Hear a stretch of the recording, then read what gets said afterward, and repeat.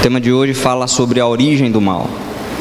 Há 11 dias atrás, eu e vários aqui, alguns que estão aqui inclusive, estávamos no CATRE, que é um centro de treinamento da Igreja Adventista em Médici. Estava tendo superclubes, quase 1000 desbravadores lá reunidos.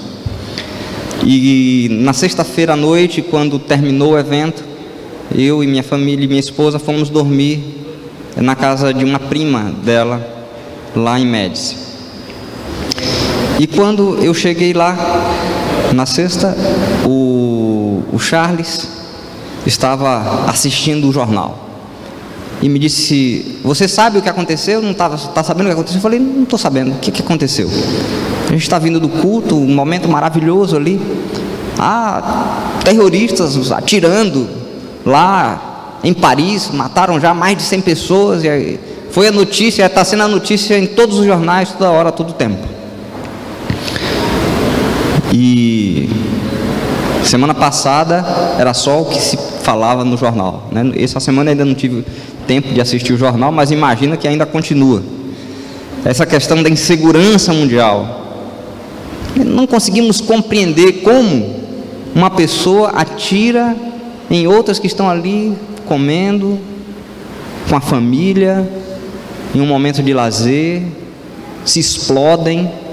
Que mundo é esse que eu e você vivemos? Por que essas coisas acontecem?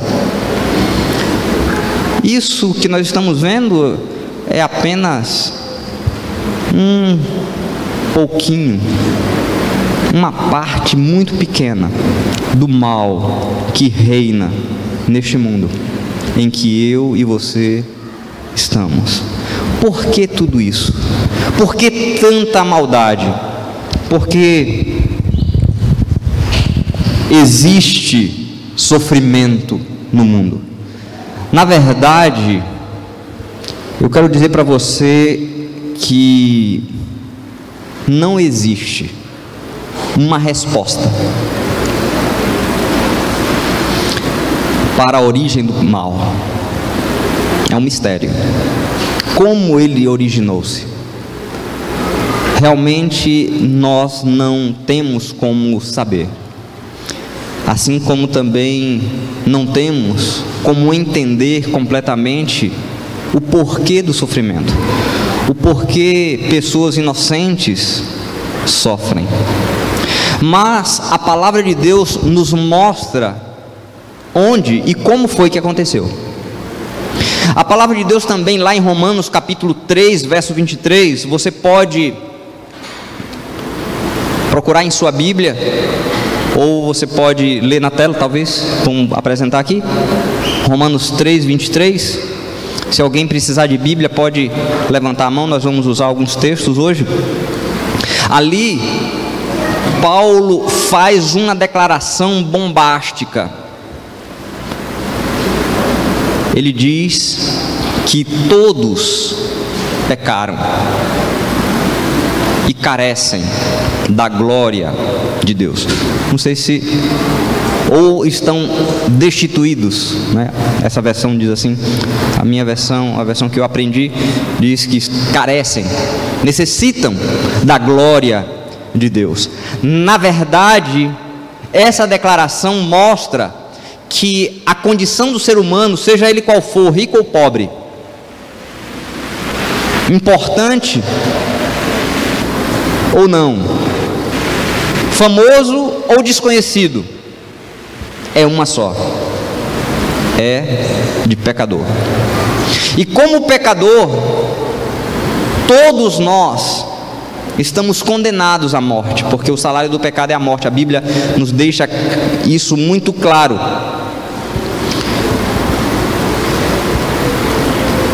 Então vem outra vez a pergunta: como foi que isso aconteceu nesse mundo? Como foi que o pecado entrou aqui?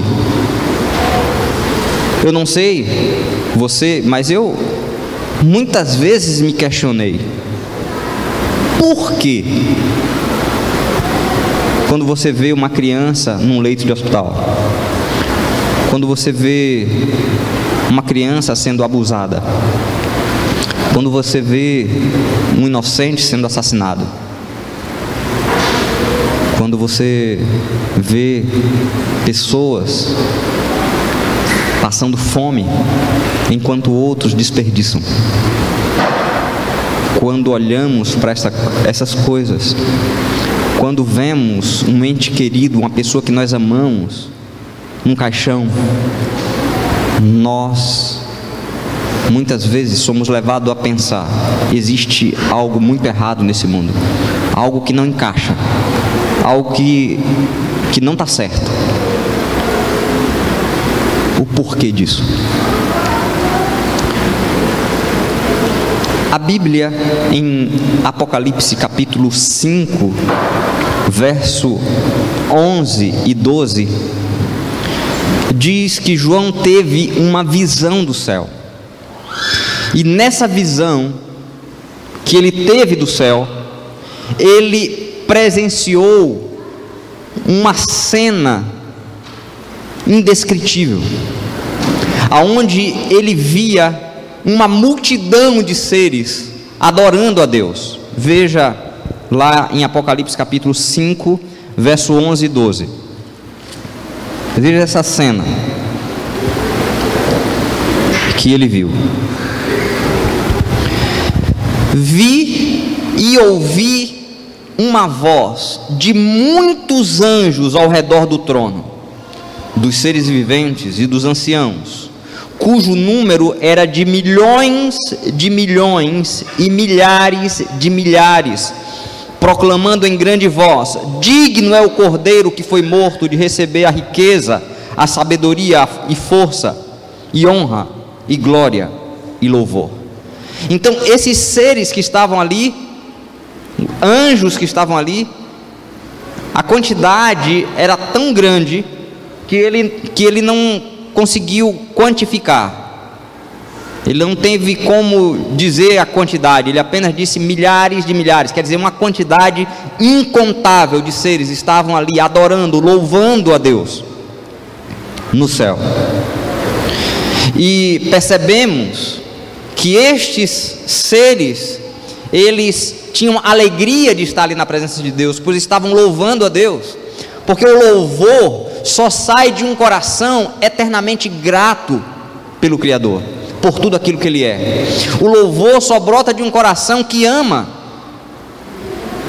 aquele a quem louva e a quem adora, porque ninguém pode adorar algo que odeia ou que não gosta. Isso é tanto claro que a palavra adorar muitas vezes é sinônimo de gostar, não é verdade? Quantas vezes a gente diz adoro para uma coisa que gosta ou que ama? Então a adoração, ela está totalmente ligada com o amor, e estes seres, eles amam o Criador de todo o coração, por isso estão ali adorando, louvando esse Deus. E eles têm alegria em fazer a vontade de Deus. É tanto isso certo e verdadeiro, que quando Jesus Cristo esteve aqui na terra e Ele ensinou a oração do Pai Nosso, um dos lugares que ela aparece é lá em Mateus capítulo 6, verso 10. Jesus, Ele nessa oração ensina que nós devemos pedir que venha o Teu reino e seja feita a Tua vontade, assim na terra como no céu. Que a vontade de Deus seja feita na terra e no céu. O livro de Jó, ele fala de um tempo muito antigo, que está num passado longínquo, de que as estrelas da alva adoravam e louvavam e cantavam para Deus. Lá em Jó capítulo 38, versos 7 e 8, essa palavra que eles usam como estrela, ela é interpretada como anjos. E percebemos que este era o ambiente no qual Deus e os anjos conviviam. Um ambiente de louvor, de amor, um ambiente de alegria. Porque aonde existe, num coração que existe o louvor e o amor, existe paz e existe alegria. Não há espaço para rancores e mágoas e ódio, aonde existe louvor, adoração e amor. Então, tudo isso era perfeito quando Deus criou os anjos. Mas aconteceu algo impensado, algo que nós não conseguimos compreender, algo que não temos como explicar. Como que em um ser criado perfeito, em um ambiente celestial, cheio de amor, de alegria, como que nesse ser perfeito surgiu um sentimento negativo, contrário a Deus, de inveja, de orgulho, de vaidade? É justamente isso que não temos como explicar. Mas a Bíblia diz que mesmo não temos como explicar, e isso aconteceu no coração de um dos anjos mais importantes do céu, o maior anjo do céu, na verdade, o anjo mais glorioso, chamado Lúcifer, que significa portador de luz. E a descrição desse fato se encontra em alguns textos bíblicos, como Ezequiel e Isaías. Nós vamos ler, por exemplo, Ezequiel, capítulo 28, verso 16 e 17. E aqui vamos ver como o profeta Ezequiel descreve este anjo e o que aconteceu com ele. Ezequiel, capítulo 28, verso 16 e 17. Na minha Bíblia está na página 571. Se alguém tiver alguma dificuldade, levante sua mão, e alguém poderá lhe ajudar. Eu peço que os irmãos fiquem atentos para procurar ajudar aqueles que às vezes têm um pouco de dificuldade. O livro de Ezequiel, ele faz parte de um conjunto de profetas, de livros proféticos, que vem em seguida depois de Salmos. Começa depois de Salmos, o livro de Isaías, Jeremias, Ezequiel e Daniel. São os 4 profetas maiores, depois vem os profetas menores. E aqui, veja o que Ezequiel nos fala, como ele descreve o que aconteceu. Capítulo 28, versos 16 e 17.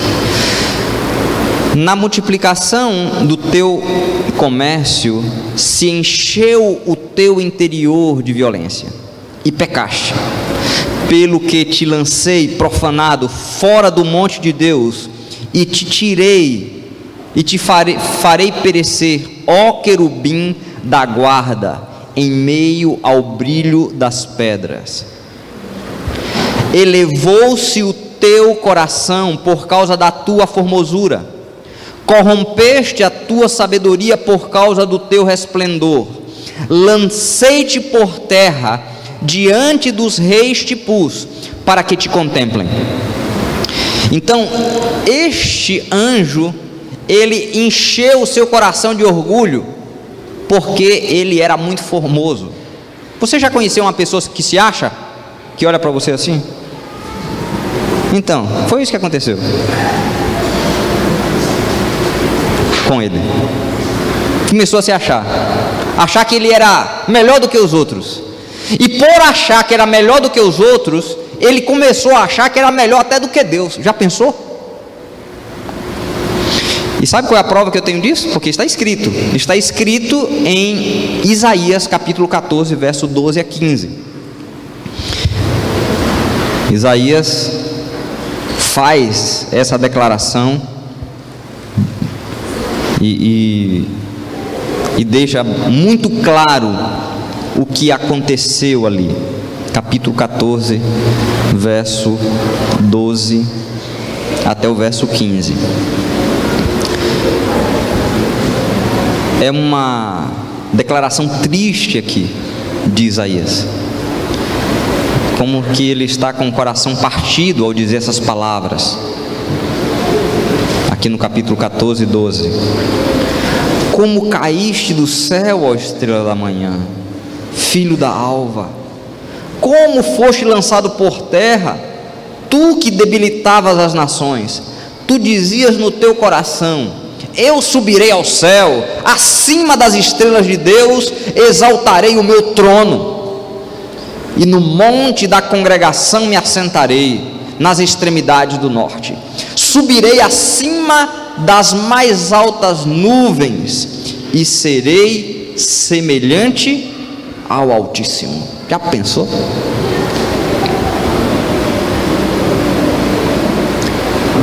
Foi justamente isso que aconteceu com este anjo.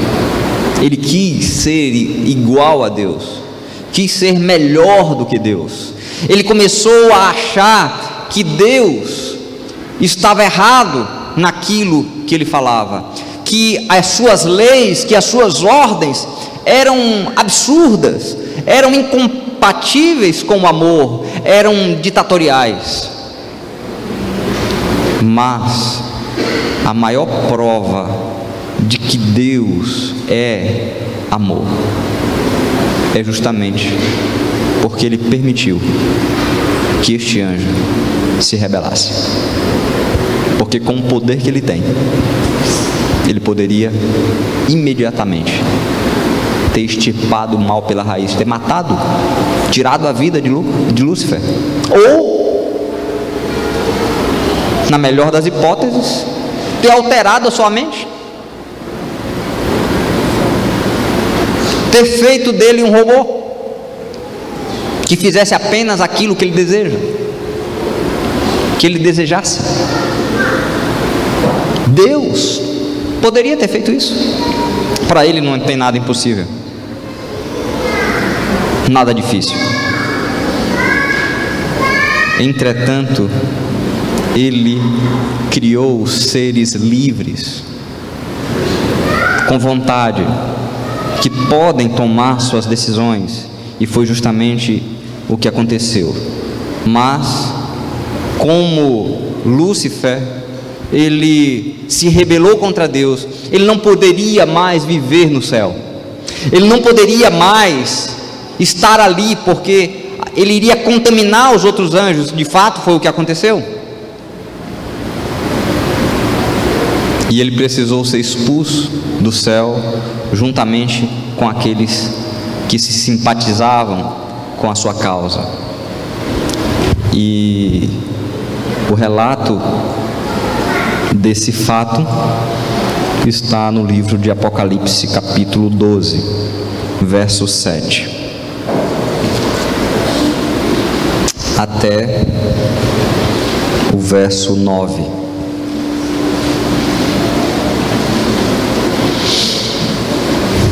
Apocalipse 12, versos 7 a 9,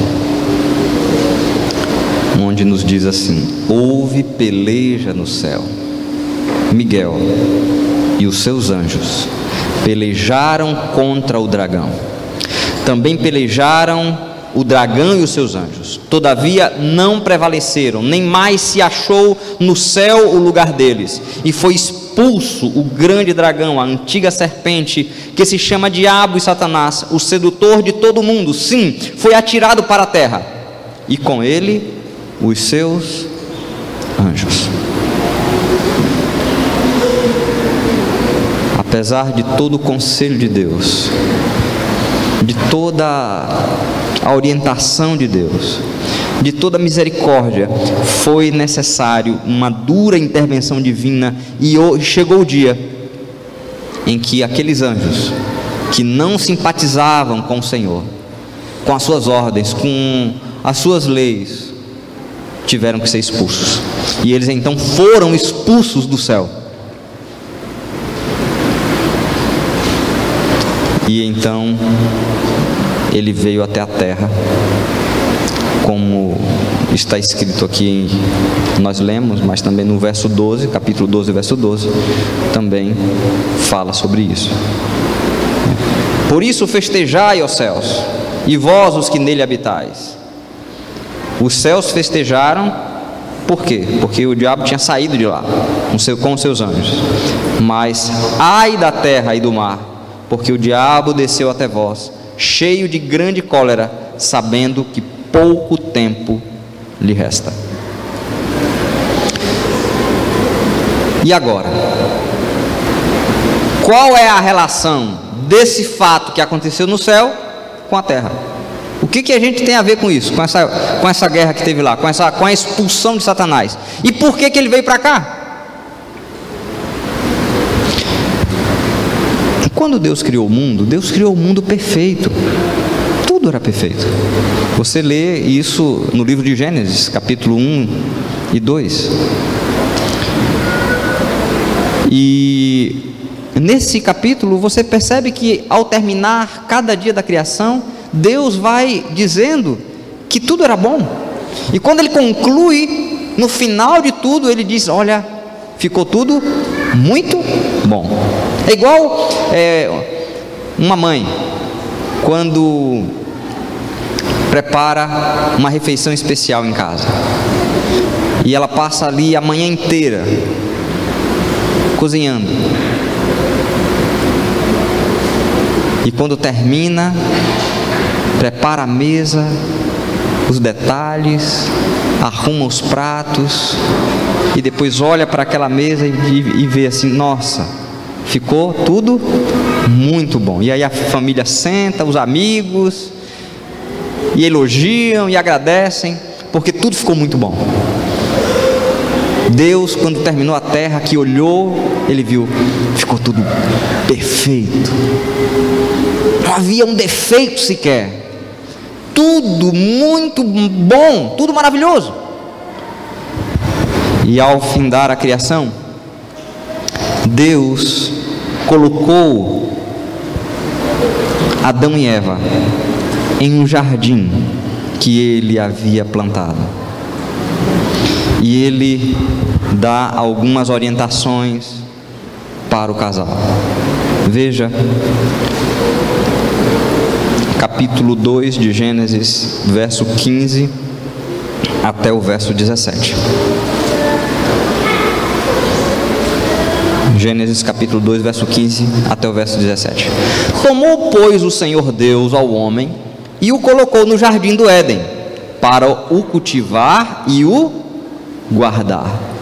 E o Senhor Deus lhe deu essa ordem: de todas as árvores do jardim comerás livremente, mas da árvore do conhecimento do bem e do mal não comerás, porque no dia em que dela comerdes, o quê?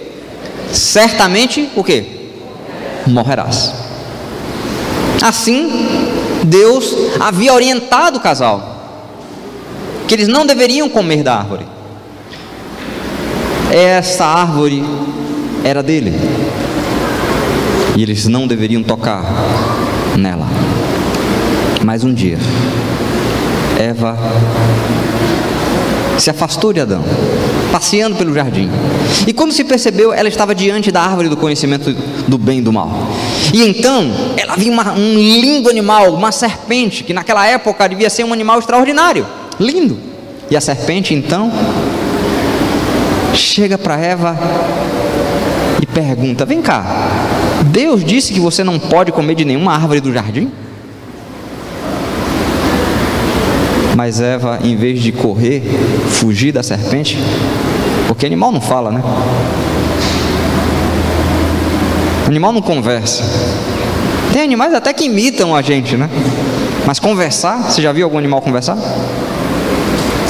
Ela devia ter se tocado que havia algo estranho e ter fugido. Mas não, respondeu: não, nós podemos comer de todas as árvores do jardim. Deus disse que assim, nós só não podemos comer dessa árvore, da árvore do conhecimento do bem e do mal, porque Ele disse que se nós comermos dela, nós iríamos morrer. E aí Satanás fez então algo fantástico. Ele vendeu algo que Eva não conhecia. Ele falou para ela assim: olha, na verdade Deus está enganando vocês, porque se você comer dessa árvore, você vai ficar conhecendo uma coisa extraordinária,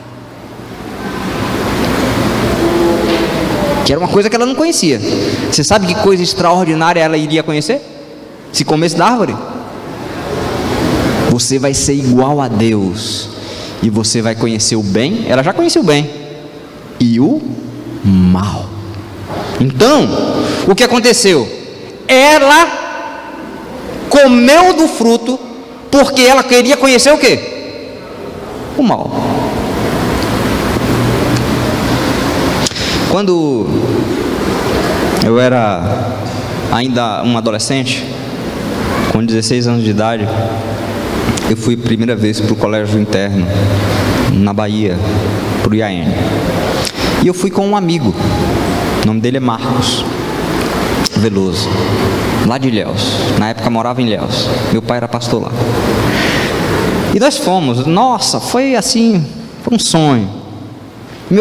Eu era filho de pastor na época, pobre, e esse meu amigo rico.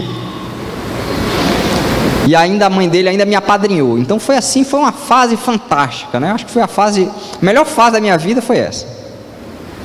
Daí a gente viajava para Salvador, e tinha vezes que eu voltava para casa, eu ia para casa dele, não ia nem, só passava em casa, beijava meu pai e minha mãe, e a gente ia visitar a fazenda dos pais dele, e assim era muito bom. Um dia ele me chamou para a gente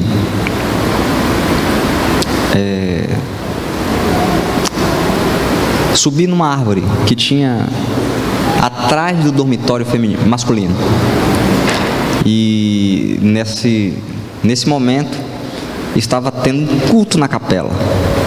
E nós subimos e ficamos lá em cima escondidos. E quando eu estava lá em cima, um cajueiro grande, não sei se talvez até ainda tenha esse cajueiro lá. Então ele tirou um maço de cigarro do bolso e me ofereceu. E eu fumei meu único cigarro, porque eu acho que foi uma tragada só, e depois devolvi. Aquele negócio foi horrível. Eu falei assim: nunca mais eu quero fumar esse negócio. Pior que depois que ele fumou o cigarro todo, a gente desceu, e quando eu estava lá embaixo, o preceptor chegou. Eu estava com minhas pernas tremendo. Será que ele vai sentir o cheiro do cigarro? Vai contar para o meu pai, pastor na igreja. Vocês não conseguem imaginar, né? Depois disso, falei: nunca mais eu faço um negócio desse na minha vida. Passou-se algum tempo e a nossa amizade continuou. O ano seguinte eu não voltei para o colégio. Nós decidimos ficar em Ilhéus, fazendo o ensino médio lá em Ilhéus. E um dia eu estava na praia com vários amigos, ele inclusive, e de repente na mão de um deles apareceu um cigarro. Só que não era um cigarro de fumo, era um cigarro de maconha. E o cigarro foi passando de mão em mão. Chegou na mão do meu amigo, ele fumou. Quando chegou na minha mão, eu olhei e falei: não. Passei para o seguinte. A partir daquele momento, nós começamos a nos distanciar. Ele entrou nos vícios, porque agora os seus descendentes não mais seriam livres. Agora os seus descendentes seriam escravos do pecado. Porque não pense que alguém aqui é livre. Se você pensa que você tem livre-arbítrio, eu e você não temos. Nascemos como escravos do pecado. Porque, me diga, alguém que está aqui, tem alguém que nunca teve um pensamento negativo? Tem alguém que está aqui que nunca sentiu ódio, raiva de alguém? Tem alguém que está aqui que nunca sentiu vontade de matar outra pessoa?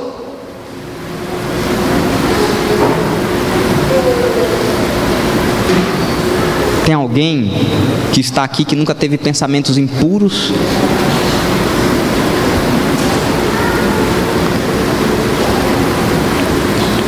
Tem alguém que está aqui que nunca teve um pensamento pecaminoso? Que às vezes você tem que fazer assim: sai, por favor.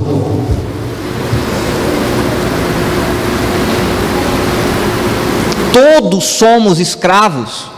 Isso é tão realidade que Paulo, uma vez ele diz: miserável homem que sou, quem me livrará do corpo dessa morte? Porque para ele o pecado era como se fosse um morto acorrentado a si mesmo. E assim é com cada um de nós. Somos pecadores porque nascemos aqui. Não tivemos escolha. Essa escolha a teve Eva e depois o seu esposo Adão. Mas eu e você não. Somos escravos do pecado. Como está relatado em Romanos, capítulo 5, versos 16, 17 e 19. Romanos deixa isso muito claro.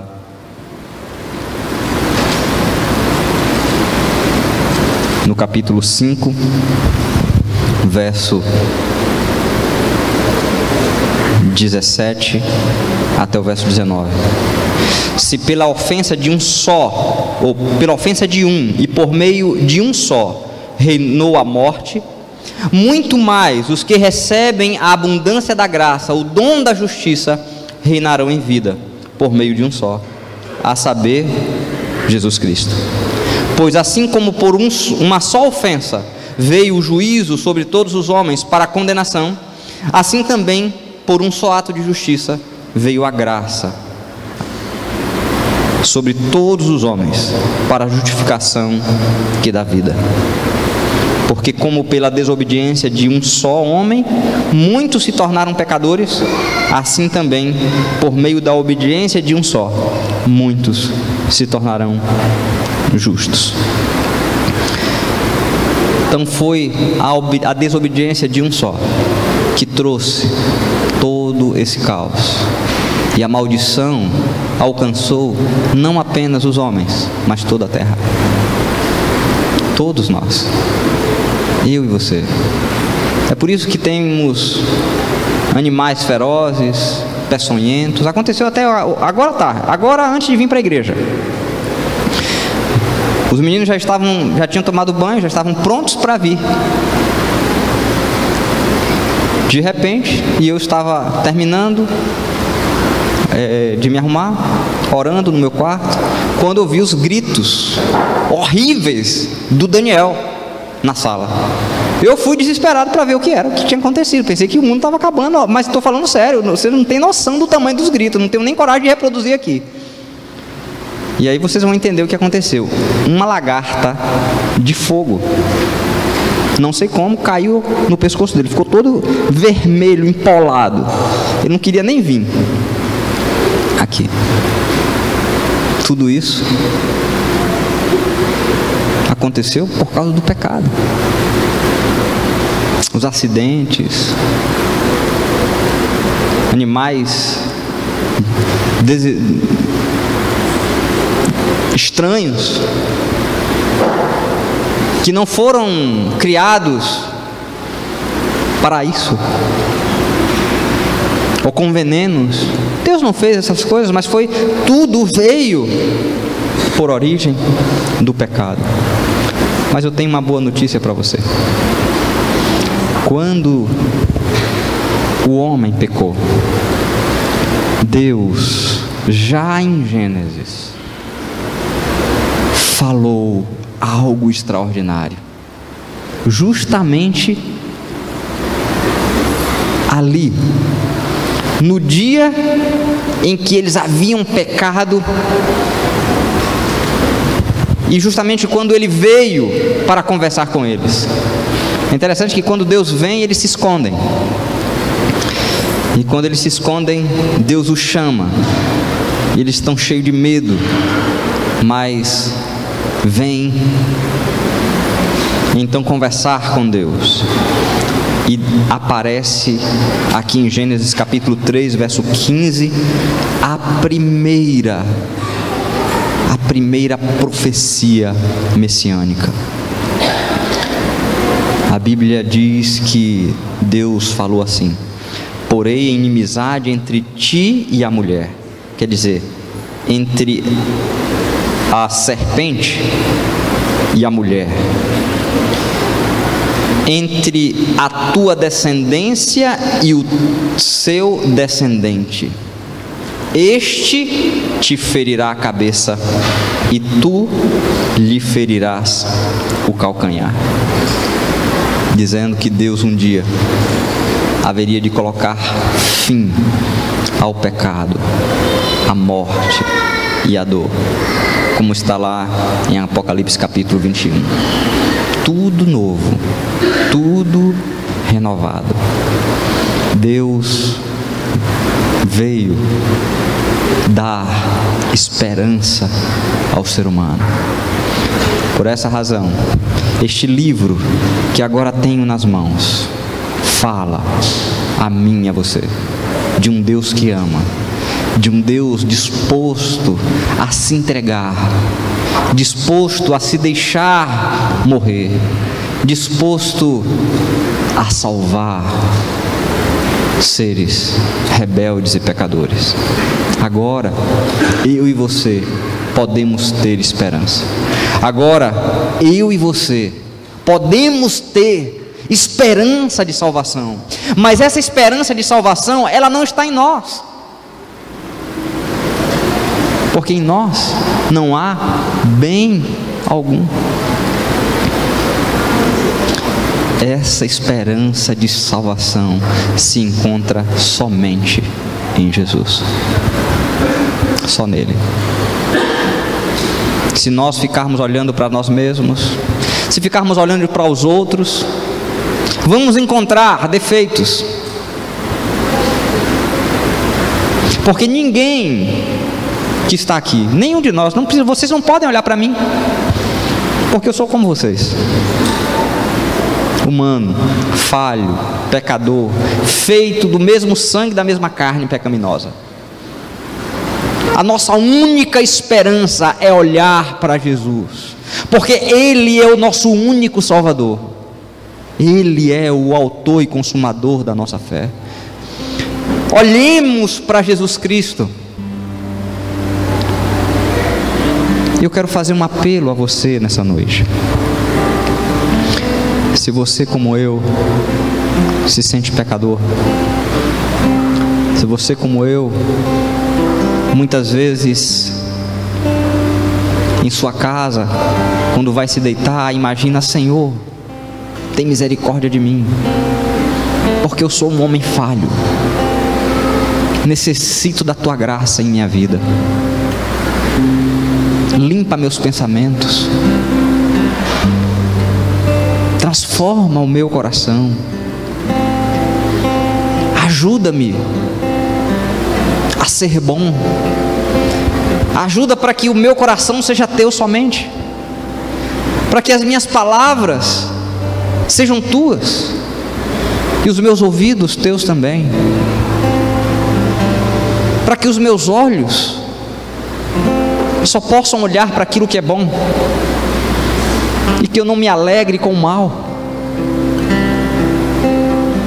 para que as minhas mãos só se levantem para construir e para fazer o bem, e não para destruir, para que os meus pés só possam levar esperança e paz àqueles que estão ao meu redor. Ó Deus amado, como disse São Francisco de Assis, faz de mim um instrumento da tua paz, do teu amor, da tua bondade, porque somente se o meu e o seu coração estiver ligado com o coração de Jesus, então seremos transformados.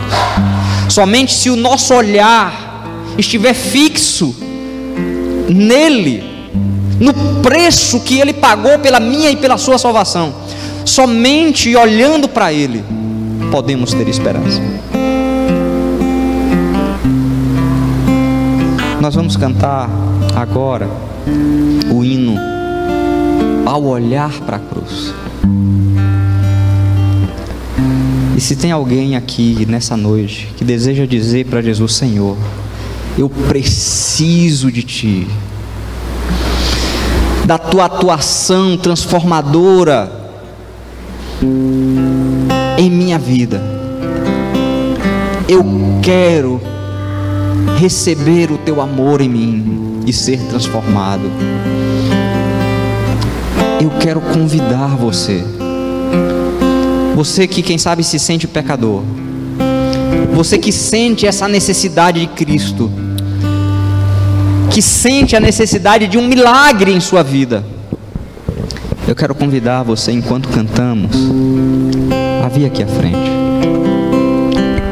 Eu quero orar para que Deus faça um milagre na sua vida, que Ele olhe para você com amor, e que o olhar dele para você seja tão grandioso, tão amoroso, que transforme a sua vida.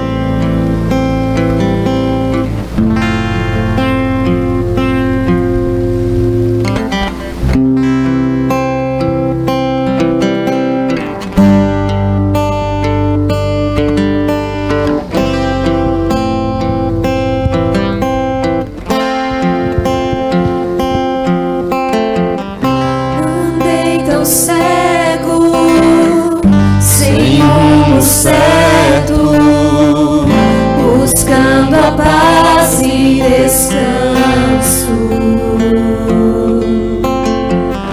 eu procurei por tantos meios justificar meus erros, mas ao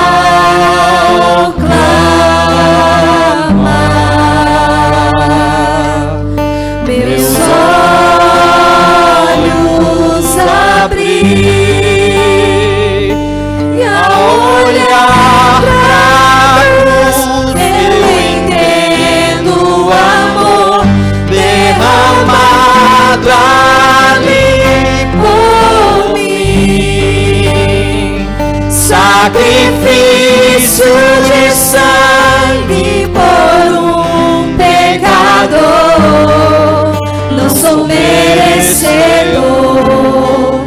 tua graça me alcançou.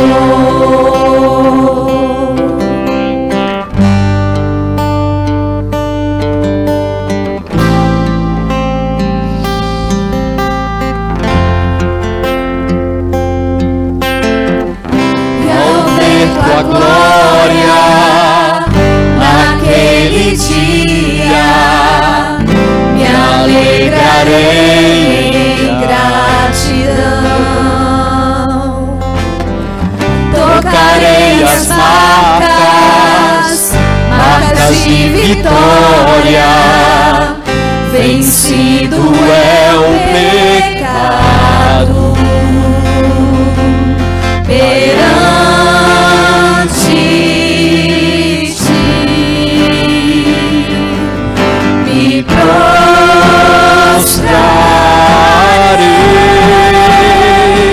e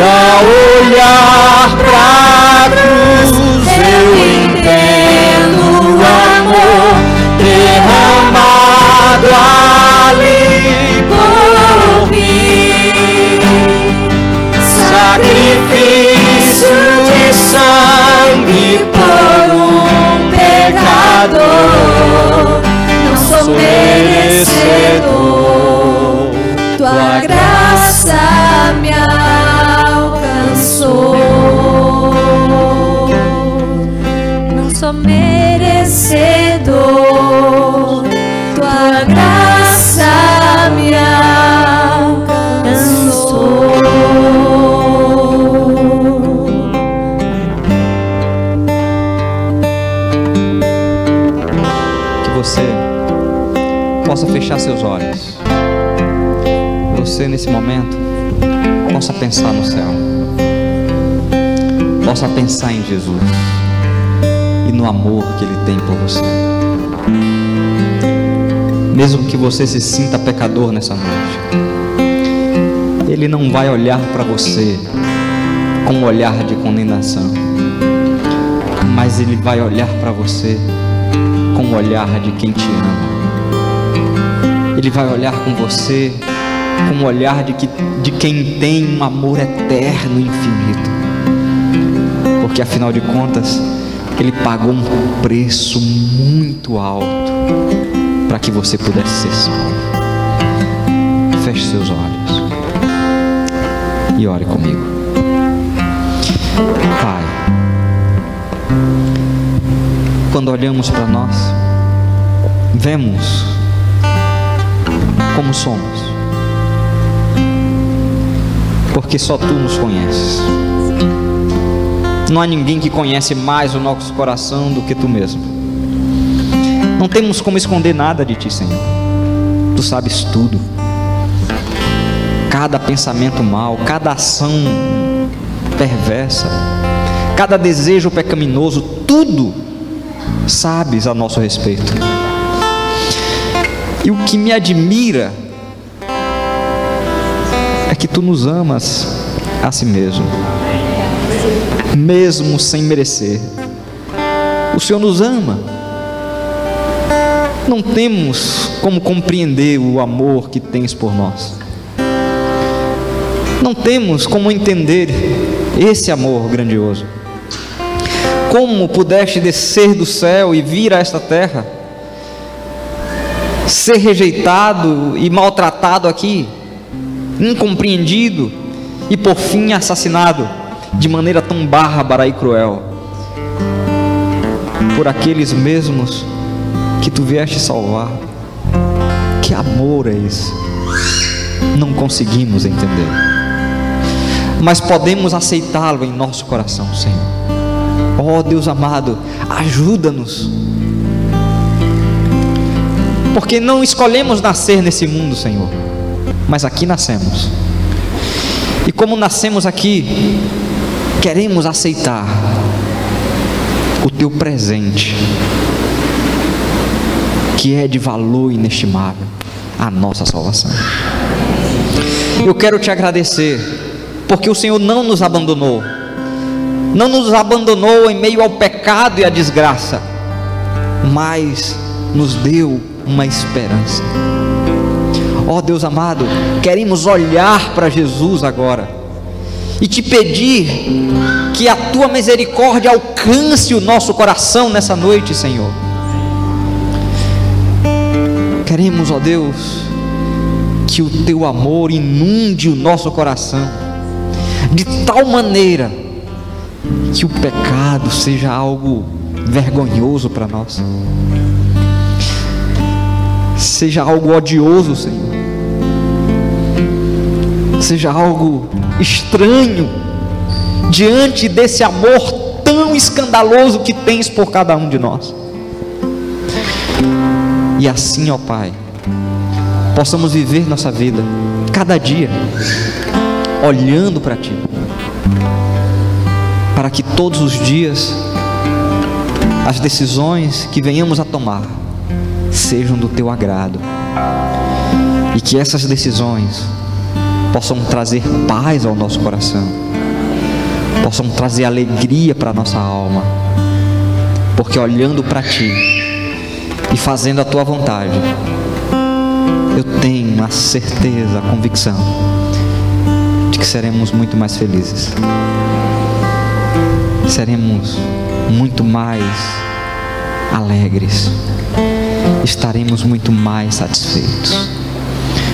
Vamos sair desse templo agora, Senhor, e vamos voltar para as nossas vidas, vamos voltar para as nossas casas, com todas as dificuldades, os problemas que temos, mas voltaremos muito mais confiantes, porque temos a certeza de que Tu estarás conosco, em nome de Jesus. Amém, Senhor. Que a paz e o amor de Jesus possa acompanhar você, hoje e sempre. Amém.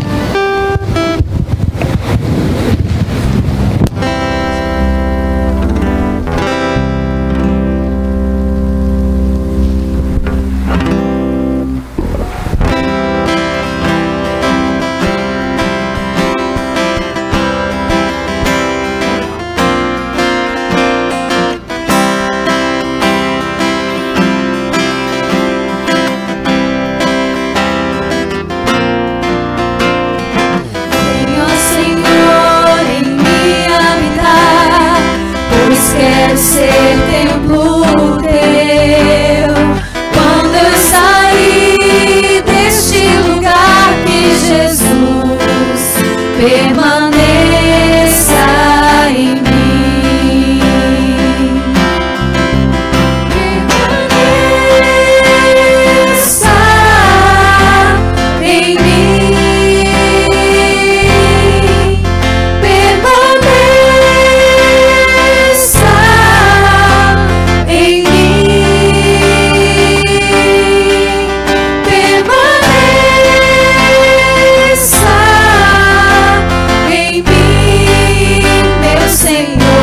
Permaneça em mim.